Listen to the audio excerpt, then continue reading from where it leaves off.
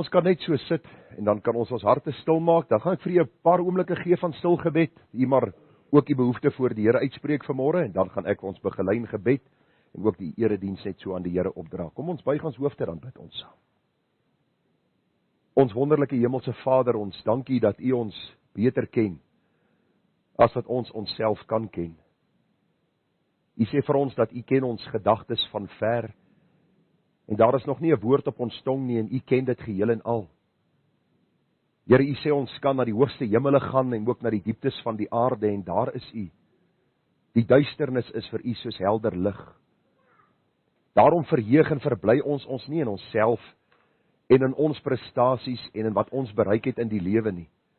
Ons roem is in die Here, die heilige God van hemel en aarde, die skepper en die onderhouer van sy heelal, wat in liefde neergebuig het na ons as mens, vir ons die wonderlike verlosser Jesus Christus gestuur het, God wat mens kon word het.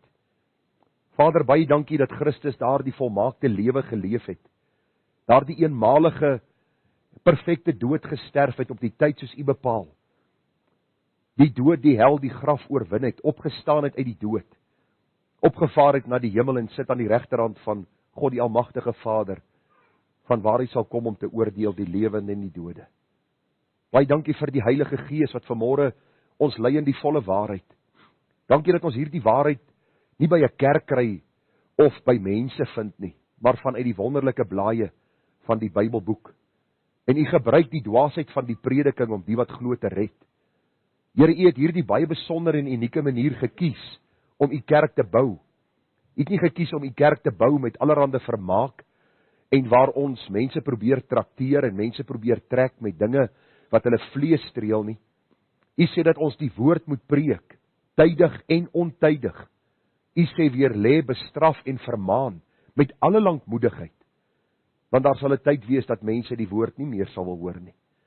En daarom, Here, kies ons kant by U. Ons kies kant by die een wat vir ons gesê het, kyk, ek kom gou, en my loon is by my om elkeen te vergeld soos sy werk sal wees. En daarom hou ons vas aan U onwankelbare beloftes, want elke belofte is ja en amen in U self. En daarom, Vader, het ons blydskap in ons siele. Daar is dankbaarheid wanneer ons kyk na Jesus, die leidsman en volëinder van ons geloof. En ons dank U vir die Heilige Gees wat ons in staat stel om daagliks hierdie pad te bewandel en meer as oorwinnaars te wees deur U wat ons die krag gee. Nou wil ons vra, Here, waar ons vanmôre gaan aansit by die tafel wat U vir ons gedek het, die wonderlike waarheid van U woord. Ons vra, Here, dat U vir ons ontvanklike harte sal gee, dat ons bereid sal wees om te luister, gewilligheid in ons harte, deur die Gees gewerk sal hê om te doen, en U te verheerlik in hierdie krom en verdraaide geslag. Somtyds kyk ons na wat alles om ons aangaan, en ons wonder by onsself, wat het fout gegaan? Waar het alles skeef geloop? En daar is maar net een antwoord wat ons telke male by terugkom.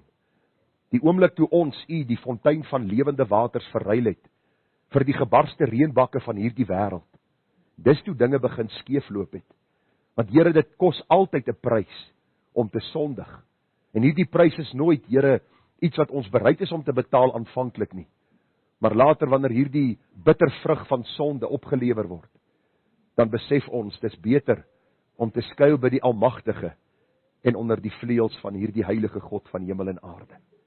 Daarom bid ek vanmôre vir hierdie besondere gemeente wat U aan ons toevertrou het, dat U hulle ryklik sal seën en sal opbou in die allerheiligste geloof. Hulle wat inskakel by hierdie erediens, hulle wat, Here, betrokke is by ons gemeente.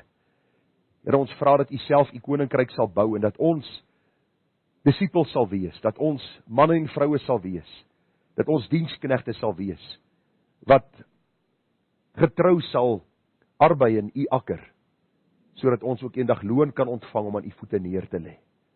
En ag, Here, ons dankie dat U ons saamgeroep het in U naam, dat ons U nou kan vertrou om tot ons harte te spreek, deur U wonderlike woord. Gemeente, genade, barmhartigheid en vrede word vir U geskenk van God ons hemelse Vader, en ook van ons dierbare Here Jesus Christus, en dit word kragtig menigvuldig deur die werking van sy Gees hier by ons. Amen. Ek hoop jy die aanhaling gelees van Dr. Sproul, waar hy praat van dat die meeste mense dink dat God is 'n God van liefde, en as jy sterwe is jy outomaties in die hemel, Soos hy gesê het, nou dag in een van sy preke, die meeste Amerikaners dink, as hulle doodgaan, is dit die pad na die hemel. Terwyl die Bybel vir ons sê, daar is net een weg tot God die Vader, dis deur Jesus Christus, die verlosser en redder. Maar nou sê hy ook daar, as ek net dink God is 'n God van liefde, dan is ek besig om 'n afgod te aanbid. Daar moet 'n heilige vrees vir God wees, vriende. Al is jy kind van die Here. 'n Heilige sal dryf na 'n lewe van heiligheid, na 'n lewe van toewyding aan hierdie wonderlike God. En ons weet dit het sy seun 'n geweldige prys gekos, en dis wat ons vanmôre aanstaande saam sing. Daar is 'n dierbare kruis waar my Heiland bewys die liefde wat hy vir my het. Ons vriende, baie dankie ook vir daardie hartlike samesang. Ons is dankbaar teenoor die Here dat ons ook kan sing van hierdie groot en wonderlike verlossing wat Christus vir ons aan die kruis dan bewerk het. Ons gaan vanmôre aangaan met ons reeks boodskappe oor die man. Dit is manne maand, nie manne dag nie. Ek het vir u gesê, ek bederf die mans bietjie hierdie maand, deur vir hulle 'n hele klompie boodskappe te bring oor die man, sy roeping, sy taak en sy optrede. En die gebed van my hart is, dat ons sal sien wat is die hoë roeping van God op die man se lewe. In ons land Suid-Afrika word die man afgebreek tot niks, in besonder die blanke man in Suid-Afrika. En dis asof die blanke mans hierdie gesindheid en gedagte begin aankweek het, ons is niks werd nie, niemand dink ons is iets nie, en hulle begin ook so lewe en optree in hulle gesinne, in die samelewing en selfs in die kerk van die Here Jesus. En dan wil ek vanmôre hier oproep, nie net as blanke man nie, maar as man in hierdie gemeente in Suid-Afrika en ook wêreldwyd, dat God ons geroep het vir 'n taak. En as God 'n roeping oor ons lewe geplaas het, dan het ons nodig om te luister. Ek het vir u gesê dat God is die hoof van Christus. Christus is die hoof van die man is die hoof van die vrou, en dan is dit die kinders wat volg. En ek het vir u gesê, dit is God se orde. Ons het verlede week daaroor gepraat, en ek gaan nie te veel meer daaroor sê nie, maar die gebed van my hart is dat ons sal sien dat die chaos in die kerk van die Here Jesus en die chaos in die wêreld is juis omdat ons God se orde nie wil aanvaar en wil uitleef nie. Nou vriende, daar is vrede, en daar is veiligheid, en daar is rus in die orde van God. Glo my. Jy weet, daar is geweldig baie mense met wie ek te doen kry. Daar is ryk, middelklas, daar is arme mense.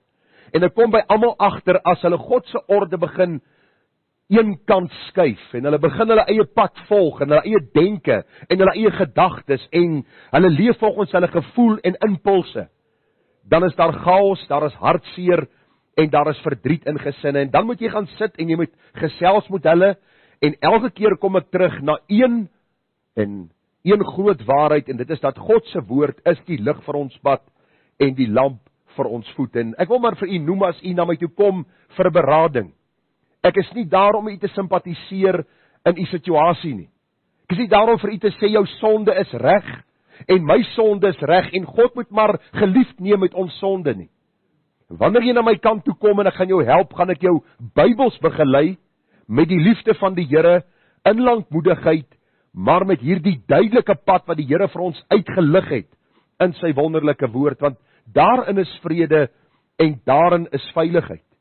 Die oomblik wanneer ons eie koers wil inslaan, dis dan wanneer ons begin, met chaos in ons lewe, in ons huisgesinne, en dan ook in die land waarin ons onsself bevind. Vriende, dis my hartseer om te sien wat aangaan in ons eie land, en in die kerk van die Here Jesus Christus. Dis asof daar geen koers meer is nie. En ek het hier op my notas geskryf, die oomblik toe die kerk in die koers van die wêreld begin beweeg, en die wêreld het begin om die kerk van die Here Jesus te dikteer en voor te skryf, toe die probleme begin.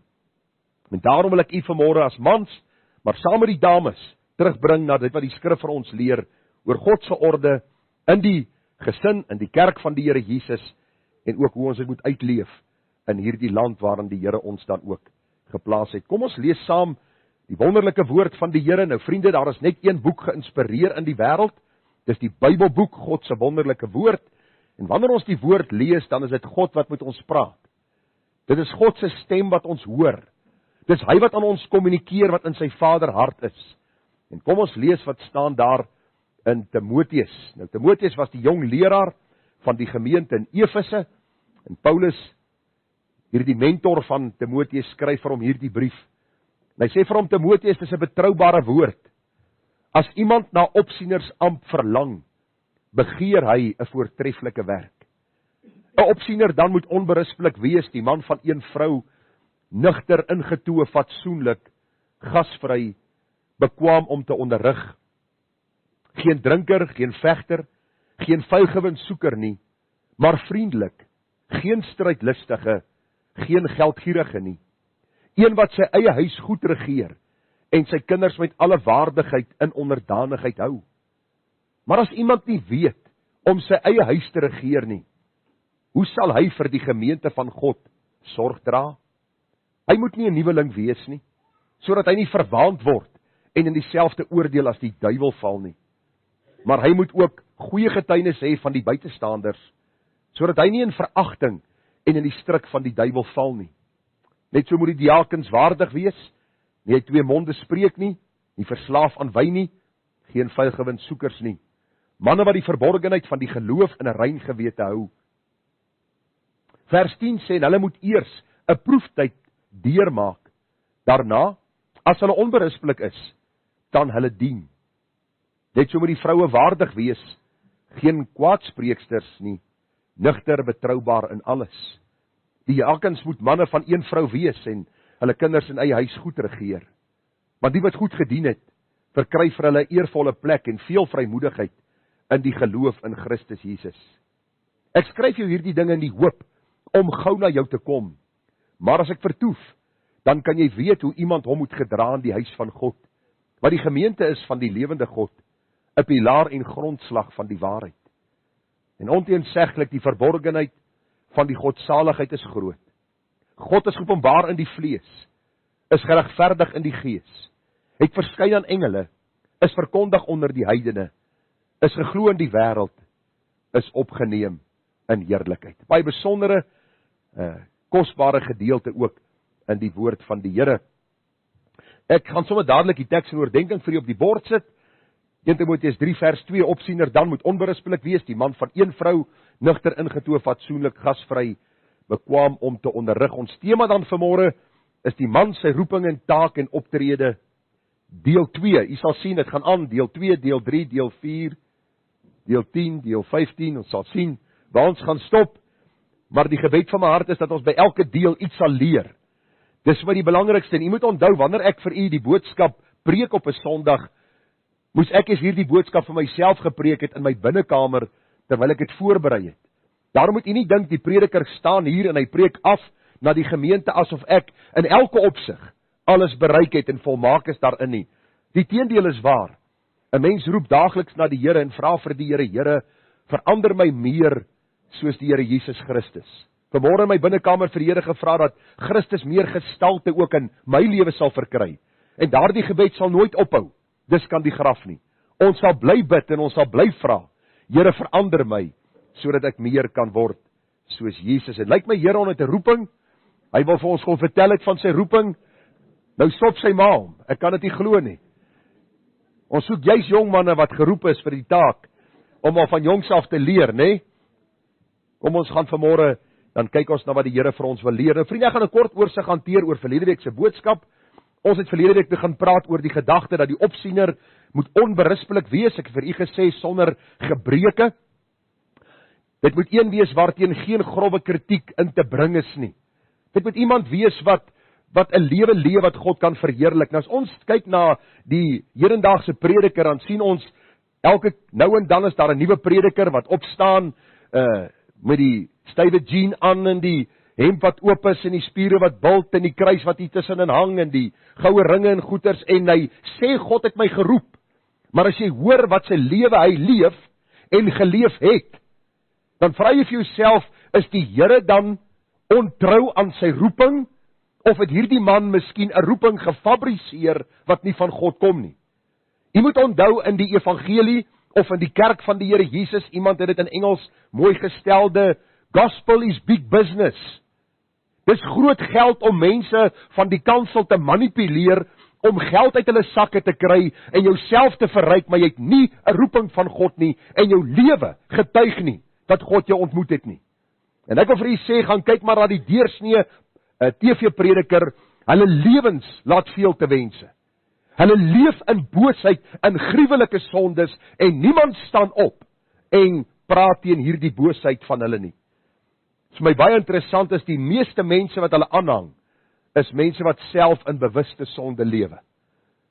Ek ken 'n bepaalde vrou wat al seker in 8, 9 verhoudings met mans was, saam met mans bly, kinders by mans het, en sy hang hierdie predikers aan en sit hulle aanhalings oral op haar status. Waarom? Want hy spreek nie haar sonde aan nie. Want sy eie lewe is sondig, en hy komplimenteer amper die in hulle sonde, asof hulle slagoffers is van hulle omstandighede.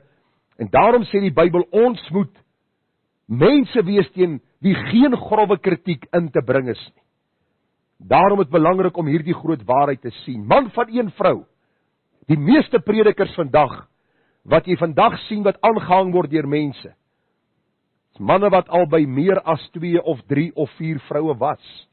Mans wat nou 'n vrou het, maar hulle is nie getrou aan daardie vrou nie. Ek het daarin gedink hierdie week. Vriende, by vrou moenie net die een wees wat by my in die huis bly nie. Sy moet die een wees wat kan sê, my man het my lief. Hy het nie oë vir 'n ander vrou nie. Hy's lief vir my en hy staan by my. En al word ons saam ouer, is hy die man wat vir my lief is, omdat hy God lief het. Hierdie man van een vrou beteken nie net om getrou te wees met een vrou nie, maar om toegewy te wees aan die een met wie ek getroud is. Dis om single-minded te wees. Ek luister nou dag na 'n ander predikant wat vir my sê, omdat in 'n boodskap sê, dat hy en sy seuns, as hulle saam met die vrou in die inkopiesentrum is, dan stap hulle so, dan sê hy vir hulle, oë links, en dan kyk hulle links, dan stap hulle, en dan weer oë regs. Nou, vir iemand in die weermag was, weet presies waarvan hy praat. Hy sê, want soos hulle in die inkopiesentrum loop, is dit oralste vrouens wat geadverteer word. Die Toyota, jy sien meer die vrou as die Toyota, en die parfuum, jy sien meer die vrou as die parfuum, en dis die probleem van ons tyd. En die oomblik wanneer ons oë nie gefestig is op die Here nie, en ons nie die vrou lief wat God ons gegee het nie, gaan ons nie single-minded kan wees nie.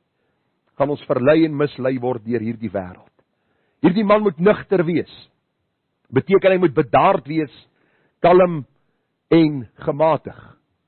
Baie belangrik dat ons hierdie groot waarheid sal sien, want ons werk met mense, en hierdie mense is God se kinders. En daarom is ons nodig dat ons nugter sal wees. Ingetoe, om ons te onthou van uitspattighede, stemmig te wees, vry van buitensporighede. Ek het nie vanmôre hier ingekom en met my Ferrari 'n donut of 2 gegooi, en die musiek aan, wat doem, doem, doem, sit af, en almal sê, joh, kyk hoe seën die Here daai ou nie. Nee, ingetoe, dis wat die Here van sy leiers vra. En fatsoenlik om goed gemanier te wees, eerbaar en beskaaf te wees. By teenwoordigheid moenie spanning wek nie, maar kalm te luister. Mans, wat sien jou seun by jou? Hoe behandel jy jou vrou? As jy by die huis stop, storm jy by die deur in, jy stamp haar amper, dat sy daar in die hondhok gaan lê. Of maak jy die deur vir haar oop, dat sy kan instap? Is daar by jou 'n beleefdheid en 'n gesindheid teenoor haar, wat jou seun kan navolg, sodat hy sy vrou ook kan eer en lief hê? Want u sien, dit gaan afsmeer op die seuns in ons gemeente. Hulle sien hoe behandel jy jou vrou. Hulle sien hoe behandel ons ander vrouens, en daarom is belangrik dat ons as mans die leiding sal neem. Ons wag nie vir die predikant om ons te wys nie. Ons wys die predikant. Hoe leef 'n man wat fatsoenlik is, wat goed gemanierd is? En dis wat die Here vra van sy leiers, vriende. 'n Leier is nie iemand wat op hierdie troontjie staan, op hierdie platform staan, op die troontjie sit en dink almal moet hom dien nie. 'n Leier is iemand wat juis 'n volgeling van Jesus is. En hy vra ook dat ander na sy voorbeeld sal kyk en dat hulle sal volg soos hy Christus volg. Die volgende gedagte vanmôre: die man, wat is sy roeping, sy taak, en wat moet sy optrede wees? Hy moet 'n man wees wat gasvry is. Gasvry, kom ons kyk, die King James praat van given to hospitality, opening his house freely to guests. Iemand wat 'n vriend of vreemdeling altyd met hartlike gulheid ontvang, opregte vriendelikheid teenoor ander openbaar. Ek het hierdie week bietjie daaraan gedink om gasvry te wees. Vriende, dit is, ek laat mense nie ontuis voel as hulle in my huis kom nie. As hulle kom om 'n koffie te drink, dan voel hulle nie dat dit wat hulle drink is gal wat hulle sluk. En hulle moet so vinnig as moontlik hulle uit die voete maak nie, want hierdie mense soek hulle nie in hulle huis nie. Vriende, dit is belangrik dat om gasvry te wees moet begin by die man. Man sê baie keer, maar my vrou is die een wat gasvry is. Ek is nie eintlik iemand wat hou van mense nie. Dan is dit hoogtyd dat jy jou sonde sal bely en laat staan en vir barmhartigheid vra. Want gasvryheid is deel van die roeping van die man van God. En ek het vir u laasweek gesê, elke man moet die begeerte hê om in God se diens te staan. Dit moet nie iets wees wat net hoort by so 3 of 4 in die gemeente en die ander leef soos hulle wil nie. Elke jong seun, elke man, elke volwassene moet glo, volwasse man moet hierdie begeerte hê om voltyds vir God te werk. En ook in die gemeente dan vir die Here te werk, om in sy diens te staan, en dan moet ons gasvry wees. Ek het hier op my notas geskryf, as daar 'n besoekende prediker kom, moet ek die eerste een wees wat my huis oopstel vir daardie besoekende prediker en sê, laat hy na my huis toe kom en dat ons hom kan bedien en vir hom die liefde van Christus wys. Jy sien, dit is 'n belangrike saak dat ons as mans gasvry moet wees. Dat ons hierdie gesindheid moet openbaar. En die vraag het opgekom op 'n stadium, beteken dit dat ek my huis moet oopstel vir almal? Elke Janrap en sy maat wat van die straat af kom en hy vra, hy soek vanaand 'n slaapplek, moet ek vir hom my huis oopstel en gasvry wees teenoor hom? Ek dink die konteks verduidelik dit baie goed. Ek dink die Here het ons ook 'n verstand gegee. Want hoor wat sê die woord vir ons. Die Here sê, wees gasvry heens mekaar, sonder om te murmureer. So gasvryheid begin onder kinders van die Here. Dit begin by die kinders van die Here waar ons teenoor mekaar gasvry is. En ons praat baie keer van die wêreldling, en moet ons die wêreldling in ons huis ontvang? Ek vra jou, is jy bereid om 'n ander kind van God in jou huis te ontvang? Ek moet vir u sê, dit is eintlik treurig as jy kyk na die tendens in die kerk van die Here Jesus vandag. Dat kinders van die Here nie meer werklik saam kuier nie. Dat kinders van die Here nie werklik meer hulle huise oopstel vir ander nie. En dan kry jy weer daardie klomp wat dit doen. En die vreugde wat hulle put uit die vriendskap wat gesmee word met die kinders van die Here. Daarom, dit begin by die man. Wees gasvry. Romeine 12:13 sê, maak voorsiening in die behoeftes van die heiliges. Hoor nou, streef na gasvryheid. Streef daarna. Daar moet 'n begeerte van my kant wees. Dit moenie as iemand my vra, hoorie jong, kan ek 'n draai by jou kom maak? Weet jy, ek weet nou nie regtig nie, maar weet, nou dat jy hulle aandring, kom maar, bring jy julle eie melk saam. Goed is duur, julle weet mos hoe dit gaan. Nee, ek streef daarna. Ek nooi mense, ek roep mense op, en ek wil vir u sê, een van die dinge wat my tref oor gasvryheid, is in hierdie moeilike tye waar kinders van die Here vervolg word, waar kinders van die Here beledig en beskimp word in hierdie land, waar jy niks meer by jou werksplek oor Jesus mag sê nie, het ons nodig om meer gasvry teenoor mekaar te wees. Ons huise oop te stel vir mekaar, dat ons mekaar se geselskap kan geniet. Nie dat ons eksklusief sal wees nie, maar dat ons op die einde van die dag 'n getuie sal wees na buitekant, dat die Here se kinders is lief vir mekaar. Hebreërs 13 vers 2 sê, vergeet die gasvryheid nie, en daardeur het sommige sonder om dit te weet, engele as gaste geherberg. Nou ek weet nie regtig wat beteken hierdie vers nie. Glo dit of nie, predikante weet ook nie altyd wat dit beteken nie. Maar wie weet, die een wat jy met hierdie gasvryheid ontvang, is miskien die een wat jy miskien die meeste by sal leer, en miskien die wonderlikste tyd saam sal hê. Ek onthou, so tyd terug, een van die predikante wat by ons huis was, het onder my getuig, die gasvryheid wat hy ontvang het by die gemeente. En dit was my 'n wonderlike getuienis gewees, die manier waarop hom ontvang het. En hy het vir my gesê, hy het nog nooit so iets beleef nie. Wat 'n wonderlike getuienis.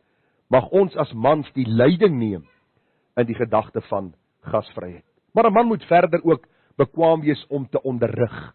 Hy moet bekwaam wees om te onderrig. Dis wat 1 Timoteus 3 vers 2 vir ons sê, opsiener dan moet onberispelik wees, die man van een vrou, hy moet bekwaam wees om te onderrig. Ek het vir u gesê, vriende, dat 'n opsiener is 'n leier in 'n gemeente, dis 'n prediker in 'n gemeente, dis een wat die voorstaan in die gemeente onderrig vanuit God se woord, en die Bybel maak dit baie duidelik, dat hy die man van een vrou moet wees, en dat hy bekwaam moet wees om te onderrig. Met ander woorde, as man moet ek die Bybel lees. Ek moet die Bybel lees. Nie my vrou moet huisgodsdiens hou met die kinders nie, ek moet dit doen. Ek moet die Bybel lees, ek moet dit bestudeer, saam my gesin deurwerk. Ek wil vanmôre vir jou sê as man, die versorging wat jy vir jou vrou gee, en die beskerming wat jy vir jou vrou gee, is noodsaaklik. Maar dis nie die noodsaaklikste nie. Die belangrikste is, hy wil sien, hoe lyk 'n man wat God liefhet, en God dien, en wat haar begelei, in hierdie pad saam met die Here. As man moet ek die Bybel lees, dit bestudeer, saam my gesin deurwerk. Dis belangrik, dat jy saam met jou gesin dit sal deurwerk. Hy moet lief wees vir die woord en poog om homself al hoe beter te onderlê in die waarhede daarvan. Hy moet die woord van die waarheid reg kan sny. Hy moet eie opinies en tradisies vermy en altyd streef om te bly by die woord van God, om te sê, so sê die Here. God is die hoof van Christus. Christus is die hoof van die man is die hoof van die vrou. Dis God se orde. Maar my vrou is slimmer as ek. So what? Ek het nog nie my vrou se matrieksertifikaat met myne vergelyk en ek gaan dit ook nie doen nie. 33 jaar het verbygegaan en sy is tevrede en ek is tevrede. Sy is miskien baie meer briljant as ek wat die lees en verstaan van tale aanbetref, maar die feit is, God het vir my 'n roeping gegee en ek moet die roeping uitleef. Belangrik wanneer ons saamkom, dat ons ook sal weet, dat in die gemeente is dit die mans wat die leiding neem, wanneer dit by die onderrigting kom. Ek het vir u laasweek vertel van die vrou wat gesê het, dat haar man vir haar gesê het, sy moet 'n pastoor word, en sy moet begin preek in die gemeente. 'n Man kan nie God se orde omkeer of omswaai nie.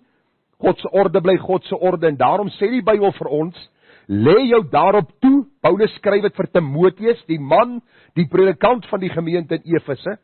Lê jou daarop toe, dit beteken wees deeglik, noukeurig en gedissiplineerd, om jou beproef voor God te stel, as 'n werker wat hom nie hoef te skaam nie, wat die woord van die waarheid reg sny. Hoekom sny mans nie die sjokoladekoek by 'n verjaarsdag nie? Sê gou vir my. Want sy porsie sal so wees, en die ander sin sal so wees, nê? Dis hoekom die mans die woord moet regsny, en nie die sjokoladekoek nie. Want die Here het vir ons 'n taak en 'n roeping gegee. Dit gaan miskien kos, dat jy sekere goed tersyde moet stel, op sy moet skuif, en sê, Here, ek wil tyd spandeer met u woord. Ek wil u woord regsny. 1 Timoteus 4:6, as jy hierdie dinge aan die broeders voorhou, sal jy 'n goeie dienaar van Jesus Christus wees. Timoteus op sy beurt moet die broeders onderrig. Die Bybel sê, dan gaan hy 'n goeie dienaar van Christus wees, terwyl jy jouself voed, mans, in die eerste plek, voed jouself met die woorde van die geloof, en van die goeie leer waarvan jy 'n navolger geword het. Ek wil net ietsie sê, vriende, rondom die vroue in die amp.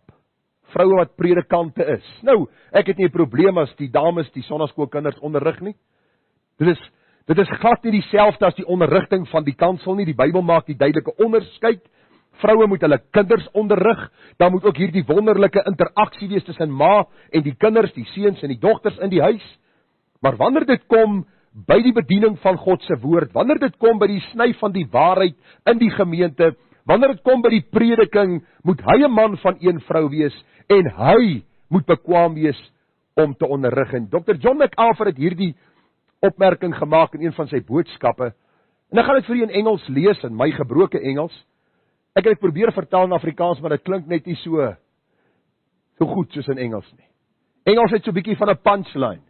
So, weet jy waar jy ou redelik in die kort rib kan slaan. Maar hoor wat skryf hy oor vroue wat nie hulle plek ken in die gemeente nie.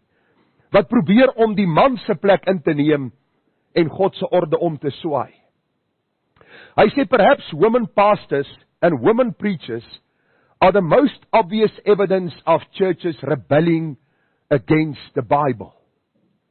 Hy sê, I can't think of anything that's as far-reaching and transcends all denominations as the women's rebellion against the word of God with regard to women preachers. Women who pastor, women who preach in the church are a disgrace, and they openly reflect opposition to the clear command of the word of God. This is flagrant disobedience. It has been acceptable in our culture and now acceptable even in the evangelical world. En jy kan miskien by jouself dink, ja, maar die kerke wat ek by besoek en die plekke wat die mense na wie ek luister, is nie regtig mense wat in hierdie sonde van rebellie teenoor God optree nie. Nou vriende, dink mooi. En ek het so 'n bietjie gaan dink hierdie week. Wie van julle is bekend met die Afrikaanse Evangelisasie Bond of die AEB? Wie van julle woon konferensies van hulle by? Gereeld, ek het dit gedoen. Wie preek gewoonlik daar?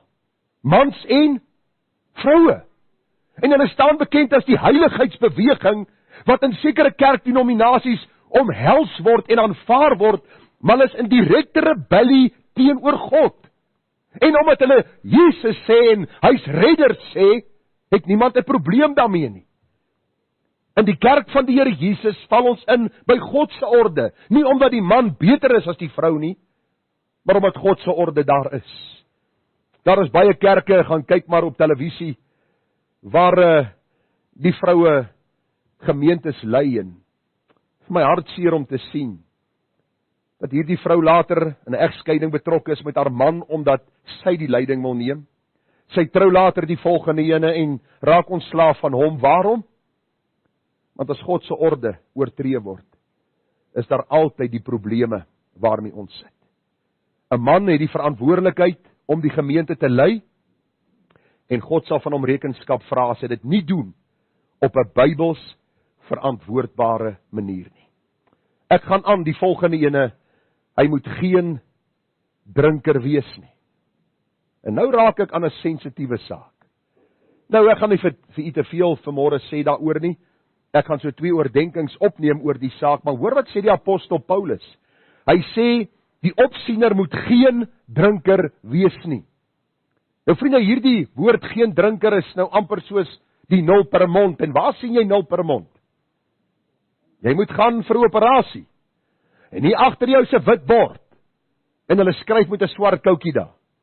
0 per mond. En dan kom die tannie met die trollie daarin. En sy gee vir almal kos en sy kyk hier, sy wil jou die skinkbord so opsit. Nee, jy kan niks kry nie. Dis dieselfde gedagte hier. Dis die veiligste pad vir enige kind van die Here is om 'n geheel onthouer te wees. Nou is daar 'n vers in die Bybel om te sê ons mag niks drink nie. Nee, daar is nie so vers in die Bybel nie. Is die woordjie wyn in die Bybel, maak dit melding van gegiste wyn? Ja, meeste van die tyd. Maar dit beteken nie, vriende, omdat daar 'n woordjie leuen in die Bybel staan, ek moet 'n leienaar wees nie. Of wyn, nou moet ek 'n drinker wees nie. Die Bybel sê 'n man moet iemand wees wat geen drinker is nie. Ons moenie onsself oorgee aan drank nie, min of baie nie. En die vers wat ek vanmôre vir u wil noem, en ek hoor nou alreeds wat u sê, en ek gaan vir u verduidelik. Efesiërs 5:18 sê, moenie dronk word van wyn nie, daarin is losbandigheid, maar word met die Gees vervul. Nou sê die meeste mans, maar ek word nie dronk as ek by die braai 'n bier of 6 drink nie. Okay, hierdie nie dronk word nie beteken, moenie in die geringste deur iets anders beheer word as deur die Gees van God nie. Nou gaan ek vir u so 'n bietjie wetgewing gee. Is u reg vir 'n les daarin? Artikel 65 van die Nasionale Padverkeerswet 93 van 1998, Suid-Afrika, bepaal dat die wettige alkoholvlak in Suid-Afrika by bestuur minder as 0,05 gram alkohol per 100 milliliter bloed moet wees. Kyk, jy verstaan dit, né? Dit is die statistiek. Ons sal bloed trek as ons uitgaan by die kerk. Kyk, verder. Dit beteken dat selfs na wat jy dalk as 'n klein drankie, wat jy dink is 'n klein drankie, jou oor die limiet kan stel. En dan sê die statistieke, as jy 'n 350 milliliter bier of een enkel brandewyn drink, is jy alreeds oor die limiet. Nou wat ek vir u probeer sê is, die Bybel sê, moenie in die geringste mate onder beheer van iets anders te wees, as onder die beheer van God se Gees nie. En vriende, die gevaar is, as ons begin met die drank, sal ons later ook in die gemeente ander mense op 'n verkeerde pad stuur, 'n verkeerde voorbeeld stel. Daarom dank ek die Here, deur sy genade, is dit 35 jaar laas dat ek gedrink het. Nie omdat ek beter is as die een wat drink nie, maar omdat God 'n mens anders maak. Jy sien, drank is 'n vernietigende verslawingsmiddel, en daarvan is soveel getuienis alreeds. As jy 'n probleem het met drank, wil ek jou vra om saam met die vroue uitreike te hou by die kinderhuise. Dan gaan praat jy met daardie kinders wat in huise groot word, waar drank gebruik word en die kinders misbruik word. Dan kom praat jy weer goed met my oor hierdie ewel. In die kerk van die Here Jesus, en ons staan hou voet by stuk, geen man wat in die ampt dien, mag enigsins drink nie. Geen drank, as jy in die ampt staan nie. En elke man moet die begeerte hê om in die ampt te kan dien. Het jy al gedink, hoe sal Suid-Afrika lyk as daar nie drank is nie? Ons polisie kan gehalveer word. Misdaad sal meer as halveer. Geweldsmisdaad in huise sal meer as halveer. Waarom? Want drank vernietig huise en mense. En in die kerk van die Here Jesus hou ons by 0 per mond. As jy vanmôre 'n verdediger van drank is, wil ek jou vra om op jou knieë te gaan staan en vir God vergifnis te vra vir jou rebellie in jou hart teenoor dit wat Suid-Afrika vernietig op hierdie oomblik. Ons wil nie soos die wêreld wees nie. Ons wil anderste as die wêreld wees. Levitikus 10:9, ek gaan nie vir u te veel lees daaroor nie, maar daar staan, moenie wyn of sterk drank drink nie. Jy of jou seun saam met jou, as julle in die tent van samekoms ingaan, dat julle nie sterwe nie. 'n ewige insetting is dit vir julle geslagte. Nou praat die Here met Aaron. Hy praat met die hoofpriester en sy seuns. Moenie met hierdie goed besig wees nie, dat julle nie sterwe nie. En julle moet onderskeid maak tussen wat heilig en wat onheilig, tussen wat rein en onrein is. En julle moet die kinders van Israel leer al die insettinge van die Here deur die diens van Moses aan hulle te verkondig. Daarom, as jy vanmôre 'n man is wat besig is met hierdie ewel van alkohol, wil ek jou vra dat jy dit sal besin en herbesin en vir die Here sal vra om vir jou genade te gee om 'n voorbeeld te wees vir jou gesin in hierdie opsig. Verder sê die Bybel, hy moet geen vegter wees nie. Wat is 'n vegter? Is iemand wat nie agter argumente soek nie. Iemand wat nie geskille uitlok nie.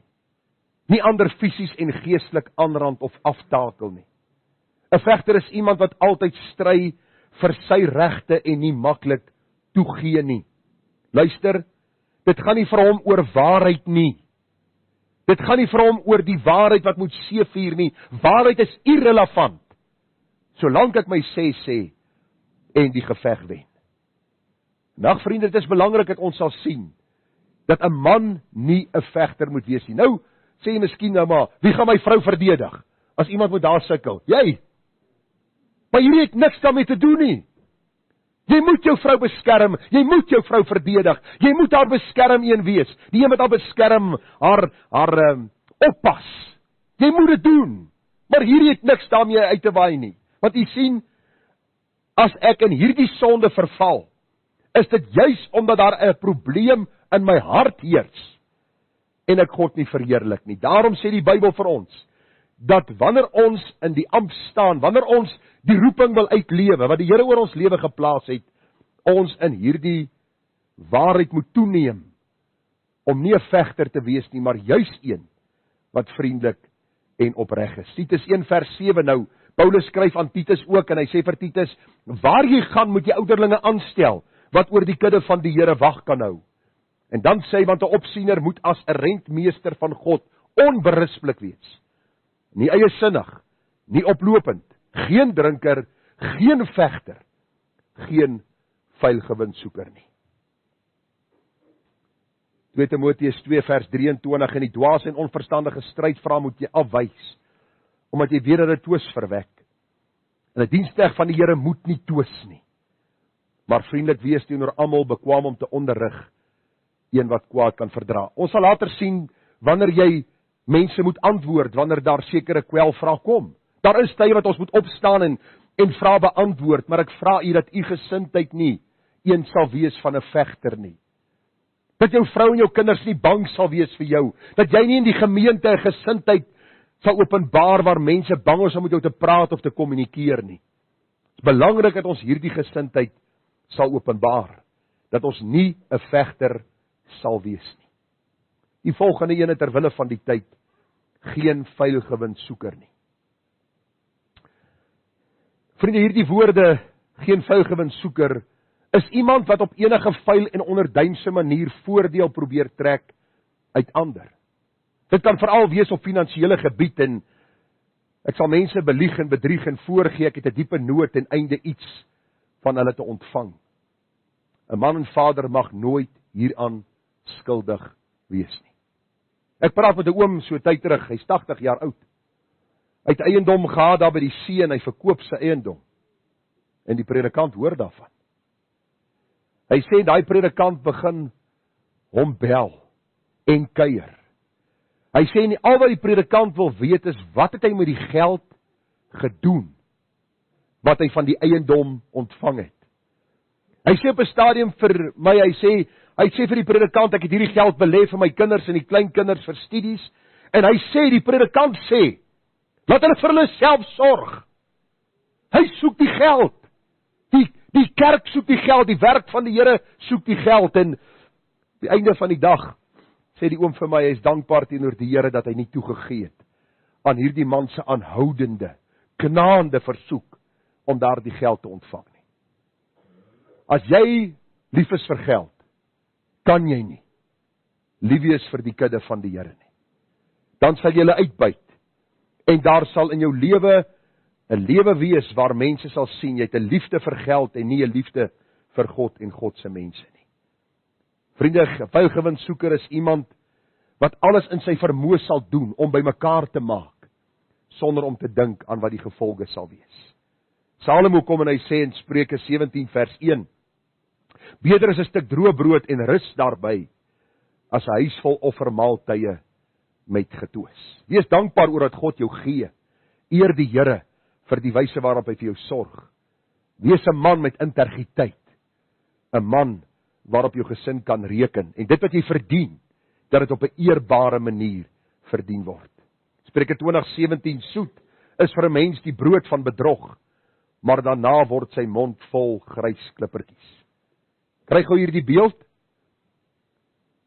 Brood van bedrog, is brood lekker? Ek het gister vir my Pantini gekoop. Panini. Hy het geproe soos 'n Pantini. Maar toe by die Checkers kom, toe dit vars.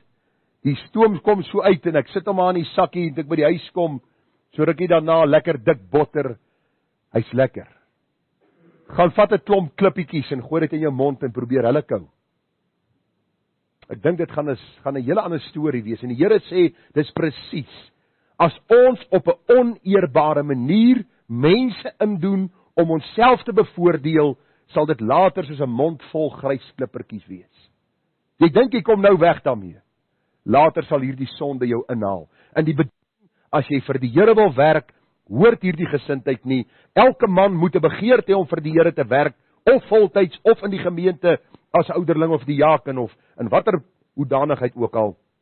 Daarom moet hy geen vuilgewin soeker wees nie. Jesaja 56 vers 11 sê, en die honde is gulsig. Hulle ken geen versadiging nie. En herders is hulle wat nie weet om op te merk nie. Almal loop hulle eie pad, elkeen na sy onregverdige wins, almal saam. Jesaja vergelyk die predikante, die profete, die valse leraars in Jesaja as honde wat gulsig is. Het jy al 'n hond gesien? Gooi 'n bak warm pap daar. Hy kou en hy die stukke pap trek so, maar hy wil dit hê, hy wil dit eet. Hy wil dit nou eet. En nou sê die Here vir ons as mans, wees versigtig. Vriende, Dit beteken nie ons moet ambisieloos wees nie. Jy moet ambisies in die lewe hê. As jy 'n begeerte het om vir jou huis, vir jou gesin 'n ander huis te koop of miskien vooruit te gaan in die lewe, doen dit op 'n eerbare manier. Maar moenie 'n vuil gewinsoeker wees nie. Ek moet klaarmaak. Vriendelik. As u nou met my vriendelik is, gaan ek net nog 'n paar punte hanteer. As u onvriendelik is, dan sal ek nog steeds 'n paar punte hanteer. Gedagte van vriendelik. Opsiener moet die man van een vrou wees, hy moet bekwaam wees om te onderrig, hy moet geen vuilgewinsoeker wees, hy moet vriendelik wees. Vriendelik beteken iemand wat welwillend is, minsaam, wat 'n aangename indruk maak, wat 'n nadelige invloed teewerk, wat nie almal uit die vertrek laat spaander as hy inkom nie, wat nie nors, kortaf, mislik en geïrriteerd met alles en almal is nie. Dit beteken nie jy moet 'n pel van almal wees nie, jammer vir die goeie Afrikaans. Dit beteken nie jy moet almal akkommodeer en lag en gesels en jou soos 'n bakvisie gedra nie. Dis nie wat die Bybel sê nie. Daar's sekere tye wat jy sonde moet aanspreek. Daar's sekere tye wat jy ongeregtighede moet aanspreek. Ons sal bietjie daarna kyk, maar belangrik om vriendelik te wees. U ken mos die probleem met die mans. Ek is ene, ek kan daarvan praat. Ons nors gebore. Dis hoekom ons so vinnig uit die hospitaal gesit word. Dat vir die ma sê, vat net hierdie kind. En jy word so groot en jy dink op die einde van die dag, jy weet, jy staar so na ander ouens as hulle vir jou kyk en hulle praat deesdae van die stare down. Die eerste wat wegkyk is nou die lafaard. Nee, 'n kind van God, 'n man van God, moet vriendelik wees. Weet jy wat ek het geleer? Om vriendelik te wees by my vrou. Ek was 'n mislike siel, glo my. Ek is skaam om dit te sê nie. Ek was mislik en kort af. Ek was 'n polisman. En ek het baie mense die skuld gegee vir my sonde, tot die Here my kom leer het. Jy kan ook vriendelik wees. Ek het dit geleer by hierdie predikers van Dr. John McArthur, hulle 23 jaar, of vir die 23 jaar van hulle konferensies, ek omtrent 21 bygewoon, en ek het met een na die ander gepraat, en ek het hulle lewenswandel dopgehou, vriendelike mense. Minsame mense. Somtyds val ek nog daarin, en ek vra, Here, help my, om vriendelik te wees. Verbly julle altyd in die Here. Ek herhaal, verbly julle, laat julle vriendelikheid aan alle mense bekend word, die Here is naby. Die Engels sê, let your gentle behavior be clear to all men, the Lord is near. Gentle behavior. Is daar 'n vriendelikheid, vriende, teenoor jou vrou, teenoor jou kinders, teenoor jou gemeentelede? Kan mense sê, ek sal enige tyd dat daardie man 'n leier in hierdie gemeente word, want hy's vriendelik, en hy behandel ons dienooreenkomstig. Die volgende een, hy's geen strydlustig, en jy sal sien, daar is hier en daar ooreenkomste, geen vegter, geen strydlustige, daar is tog so 'n bietjie van 'n ander inslag, en kom ons kyk gou-gou na die strydlustige gedagte. Dis iemand wat nie begeerig is om tot die stryd toe te tree nie. Iemand wat nie veglustig is nie.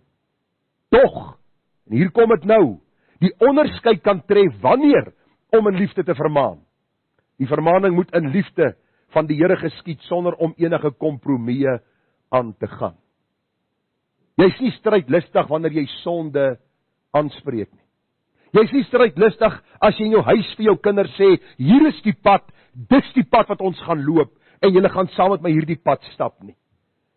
Jy is nie strydlustig wanneer jy in 'n gemeente opstaan teen sonde nie. Jy is nie strydlustig wanneer jy verkeerde lyne wil reguit trek nie. Strydlustig gaan oor, jy gryp nie 'n verbyloper hond aan die oor nie, want dan gaan hy vir jou byt. Het jy al 'n hond probeer aan die oor gryp? Nou gaan meng jou in met ander mense se sake, en probeer elke persoon se probleme uitsorteer, en wees meneer eie wys, en jy sal gou agterkom. Los die hond wat verbyloop, want as jy hom aan die oor gaan trek, gaan hy vir jou byt. En dan gaan jy in 'n geveg betrokke raak, en lyk my daar is mense wat heeldag wil beklei. Ek sê onlangs vir iemand, ek haat dit om mense te gaan vermaan oor sonde. Dit is nie vir my maklik om dit te doen nie. Somtyds moet jy dit doen. Maar die gesindheid waarmee jy dit doen is belangrik. En die uitkoms is van die Here. Hoor wat sê die skrif vir ons. 1 Timoteus 5:19, moenie 'n beskuldiging teen 'n ouderling aanneem nie, behalwe op die getuienis van 2 of 3, bestraf die wat sondig in die teenwoordigheid van almal, sodat ook die ander kan vrees. U sien in die kerk van die Here Jesus, vir die vroeë kerk, was daar 'n oop gesindheid gewees.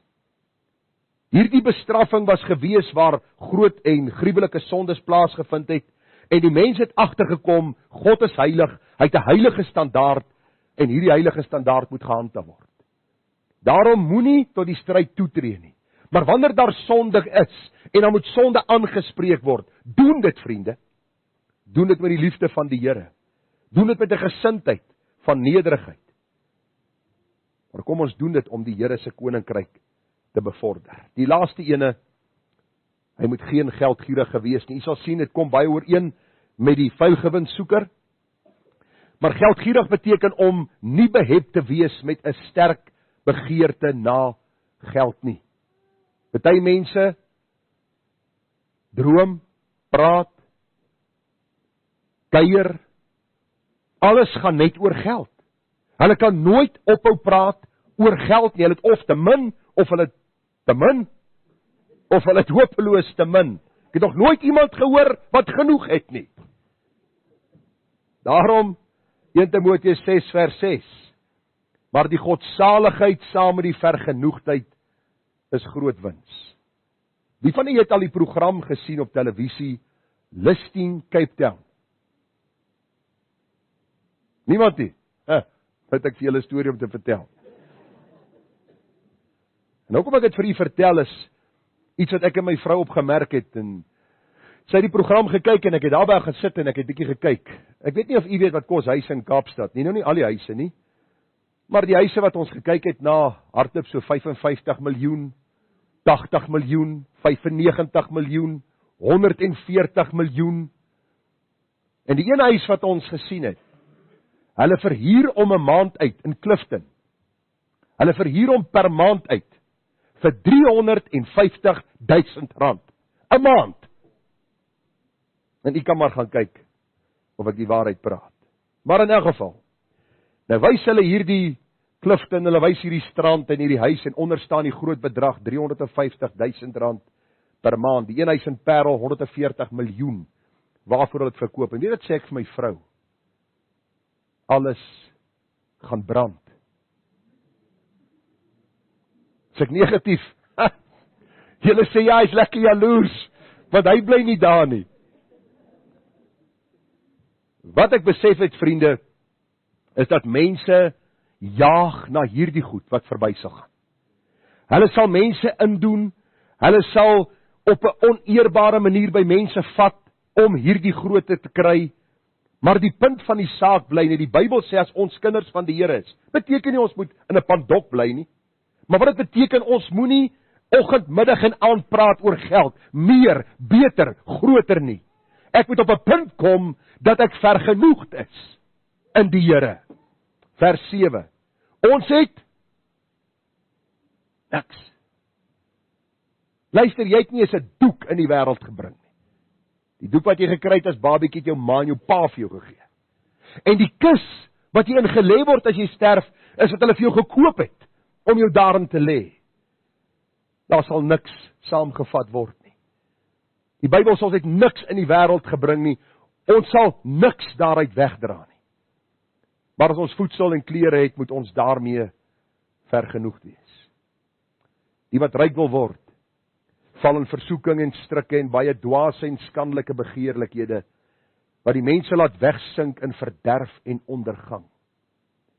Want die geldgierigheid is 'n wortel van alle ewels. En omdat sommige dit begeer, het hulle afgedwaal van die geloof in hulle self met baie smarte deurboor. Mens kan nie God en Mammon dien nie. In 'n gemeente is dit dieselfde. As die kansel gereserveer is vir prediking oor geld, om meer te gee, om jouself te verryk as prediker, dan sit ons met 'n geweldige probleem. Ons moet ons taak elke dag met liefde en met oorgawe uitvoer. Ons moet elke dag ons eer daarin stel om met ons eie hande te werk. Ons moet die Here eer vir wat hy vir ons gee en aan ons toe vertrou. As daar opsies is om ons besigheid of ons werksgeleenthede te verbreek, moet ons. Maar die belangrikste is, moenie dat geld in beheer van jou lewe raak nie. Moenie dat geld jou beheer nie. Vra die Here vir wysheid. Die lyn is so fyn. Mag die Here vir ons genade gee.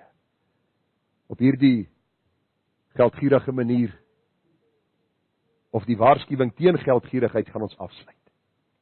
Ons as mans het 'n geweldige taak, roeping en 'n optrede wat ons moet hê in die huis, in die kerk en ook in die samelewing. Ons kyk aan 1 Timoteus 3 vers 2. Hy moet onberispelik wees, die man van een vrou, nugter, ingetoe, fatsoenlik, gasvry, bekwam om te onderrig, geen drinker, geen vegter, geen vuilgewinssoeker nie, maar vriendelik, geen strydlustige, geen geldgierige nie. Miskien sit jy vanmôre hier en jy dink by jouself nou, hoe op dese aarde gaan ek hierdie dinge kan uitleef? Hoe gaan ek by hierdie standaard kom? Ek het vir u laasweek gesê, God stel altyd sy standaard baie hoog, sodat ons kan erken, ons kan nie daarby uitkom in ons eie krag nie, maar deur die instaatstelling van die Heilige Gees kan ons. En dis die verse waarmee ek afsluit. 1 Tessalonisense 5:23 en 24. En mag hy, die God van die vrede, julle volkome heilig maak. En mag julle gees, siel en liggaam geheel en al onberispelik bewaar word by die wederkoms van ons Here Jesus Christus. Vers 24 vir ons mans in besonder, maar ook vir ons dames, vir ons jong mense en ons kinders. Hy wat julle roep vir 'n taak, is getrou. Hy sal dit ook doen.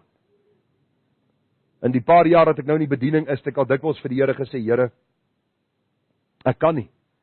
Dis net 'n te groot taak en 'n te groot roeping. En na 26 jaar het ek nog nie bedank nie. Hoekom nie? Want hy wat jou roep is getrou. Hy sal dit doen. En hy kry die eer, want is sy koninkryk, want God is die hoof van Christus. Christus is die hoof van die man. Die man is die hoof van die vrou. Dis die orde. En deur sy Gees stel hy ons in staat om sy orde ten uitvoer te bring, om hom te verheerlik in alles. Kom ons bid saam. Vader, ons besef dat ons nodig het om te buig voor u woord. Die meeste van ons leef asof ons vir altyd gaan lewe. Ons dink nie aan dooddag nie, ons dink nie aan die dag van rekenskap nie, ons dink nie die roeping wat God oor ons lewens geplaas het, en waartoe hy ons oproep, en wat hy van ons vra en vereis nie. Hierdie in die Bybel hier is nie voorstelle nie. Jy het nie gesê, kom ons sit om 'n ronde tafel en besluit wat is vir jou aanvaarbaar en wat nie. Jy is nie hier om dinge met ons te bespreek en te vra of ons goedkeuring daaraan sal gee nie. U standaard is hoog. U standaard is heilig. En dierbare Here, ons bely, ons kan nie daarby uitkom as u ons nie daartoe in staat gaan stel nie. Daarom het ons in eerste plek nodig om seker te maak ons is weergebore, en dan seker te maak dat ons deur die krag van u Gees, in afhanklikheid van u Gees, Here, sal wandel en lewe, en elke dag die bede sal bid, Here, ek moet minder word, sodat u meer sal word. Stel ons in staat, Here, deur u Gees, en word verheerlik, en ons bid dit met danksegging. Amen.